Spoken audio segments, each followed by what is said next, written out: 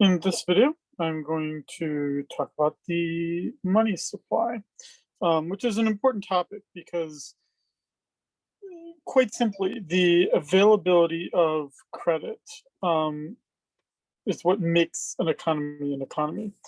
And money is what allows the economy to expand to a larger size.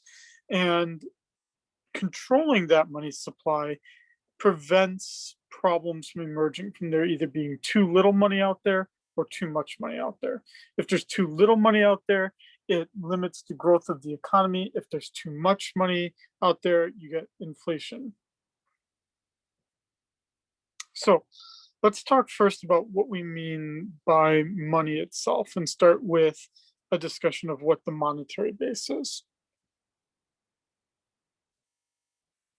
So one of the obvious parts of the monetary base would be the currency in circulation, right? That would be, in the case of the United States, the dollar bills printed. Then you've got the other currency that's in circulation, coins. And then you've got the reserves by the banks. This would be any money that's deposited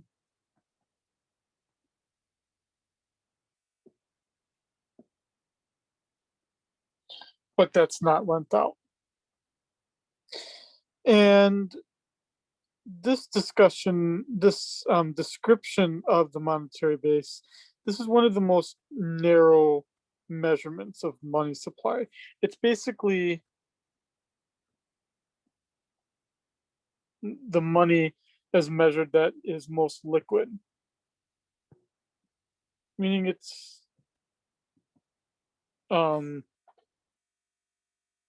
cash by its very definition. You could refer to it as high-powered money. You could refer to it as basically cash.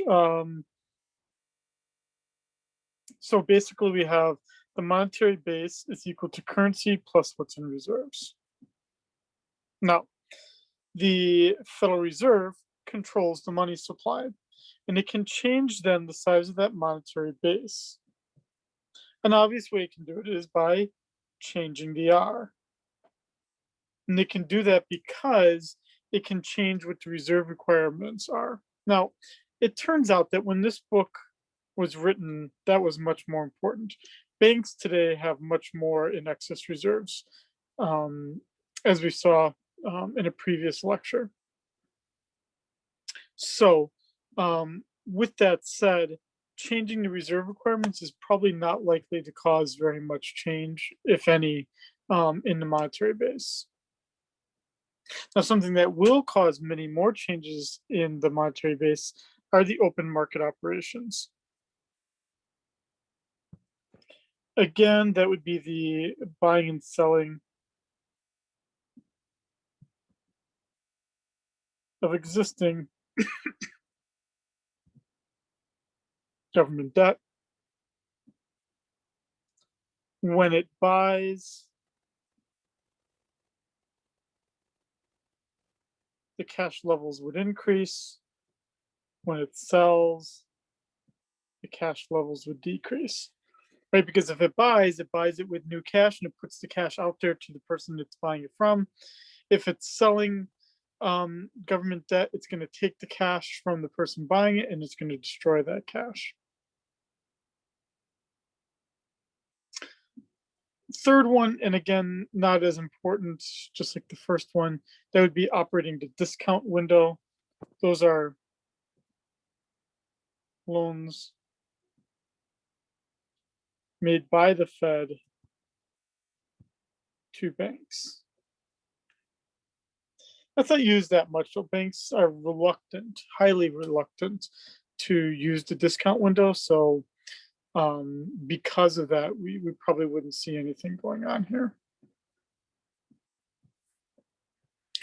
And then finally, changes in the monetary base are just going to be affected by the individual behavior of the cash holding public, well, as well as the banks. Just as we saw, it's affected by the banks based on their willingness to lend, but it's also affected by the cash holding public by their willing to deposit those monies into banks.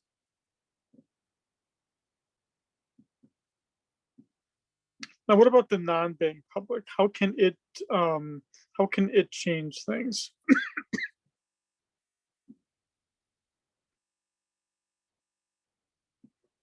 Again, as I just said, they can change the amount of cash that they hold. The Federal Reserve actually keeps pretty good statistics about what the deposit ratio is of cash. And you can look at that on the Federal Reserve Economic Database website.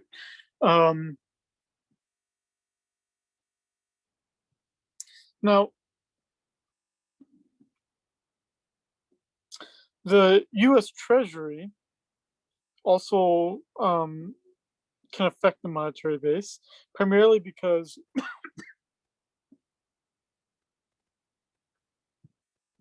the Fed is the government's banker. So the Treasury Department of the federal government is depositing cash or withdrawing cash from the Federal Reserve. Also, what's affecting it as well is the foreign exchange market. The Federal Reserve holds foreign currencies, and it can change the monetary base by engaging in those foreign exchange transactions. Now, one of the things that we need to do here is we need to calculate then what the money multiplier is. It's not as complicated as what this is made out to be here. It's actually quite as simple as from when you took principles of macro.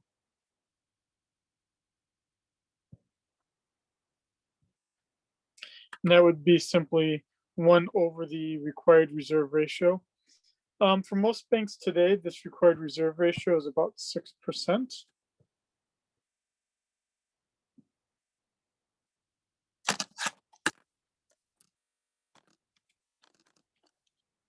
Which gives you about a 16.66 multiplier, meaning that for every $1 change, you get a $16 change in total deposits.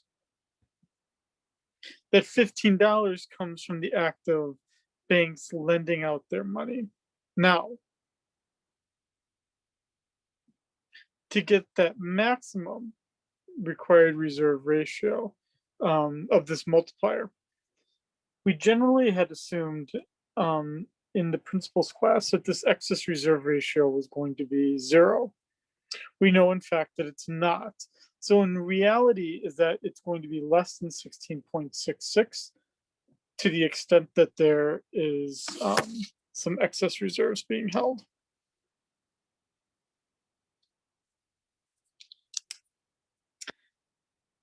Then we also have to look at the currency ratio.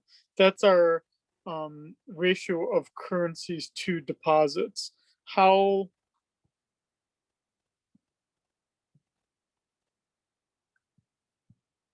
willing is the public to hold cash? COVID has really thrown this for a loop. Because it turns out that people don't want to go to banks, and they've been holding much more cash than usual. So the currency deposit ratio, let's see if Fred's got this.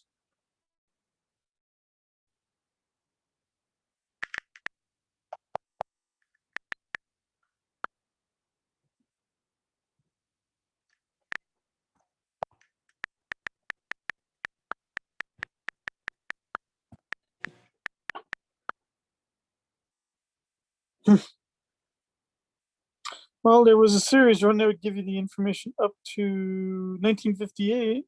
Let's see if it was replaced by anything else. Yeah, it's interesting historically. Look at that.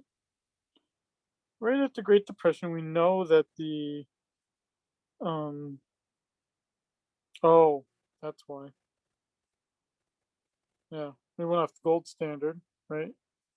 Right, that time period there, 1932, which then meant that um,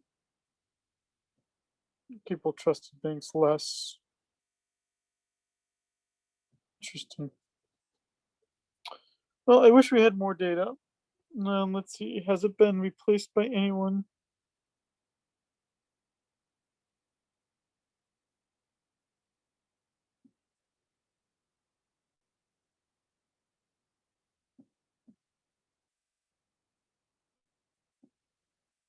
Hmm. This gets us to same years. Sorry.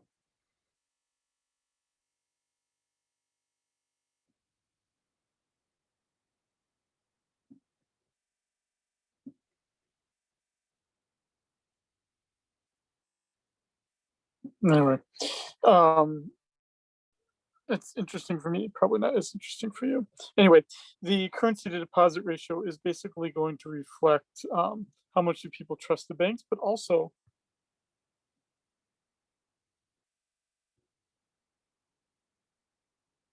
how much they trust the currency. And we saw there in 1933 when the US went off the gold standard for currency, the trust even in the currency had fallen. This is the biggest one, by far the biggest one today, and that would be the excess reserve ratio. Um, Banks, quite simply, are holding a lot of excess reserves um, because they're fearful. They don't know what the future holds, especially during the pandemic, and they don't know what their loan loss ratio is going to be. So as a result, they're holding lots of excess reserves, and what that means is that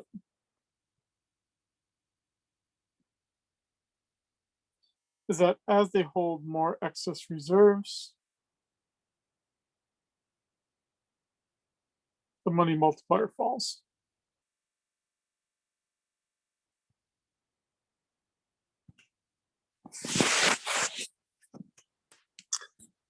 And you see that described right here.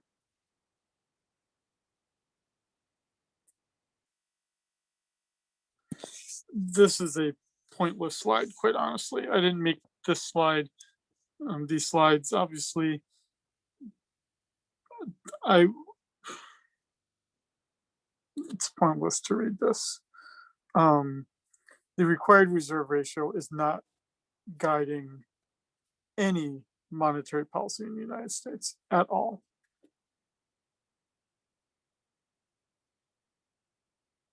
Now,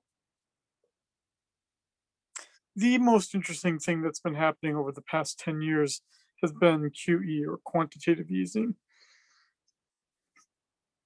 Now, you can see here my discussion of excess reserves is repeated here. Banks are obviously holding a lot of excess reserves. They're not increasing their lending. There's just a lot of cash out there. Anyone that tells you that we do not have multiple asset bubbles around us today, and I say that today, March the 8th of 2021, there are multiple asset bubbles around us. Um, I mean, the whole thing today is about these non-fungible money, which was, do you want to own the rights to the first tweet that was sent out? Or um, Mark Cuban was selling a non-fungible asset of like a Dallas Mavericks ticket or screen or something. Um, Bitcoin, GameStop, right? Certain equities. We're even seeing it in the bond markets. We're seeing it in housing. There are multiple asset bubbles around us, and they're all fueled by all the cash that's out there. There's a lot of cash out there, and it's all very, very cheap to borrow. And so at some point, bubbles do have to burst. The best case scenario is that it deflates gradually, but we have never been able to deflate a acid bubble gradually. It is always um, blown up, and I doubt this will be any different. Um, the question is when, and I couldn't tell you when this acid bubble will burst, but it will burst. Right now, we're in a game of the government passing more and more stimulus plans to be able to delay the bursting of a bubble, but at some point, the bubble must be burst. Okay, that covers this very simple chapter of the money supply process. What that leads us into then is getting a chance to talk about the monetary policy debates, that are going to tell us a bit about what it is, how is it that the central bank alters the money supply to achieve certain objectives. And that'll be the focus of our next chapter here.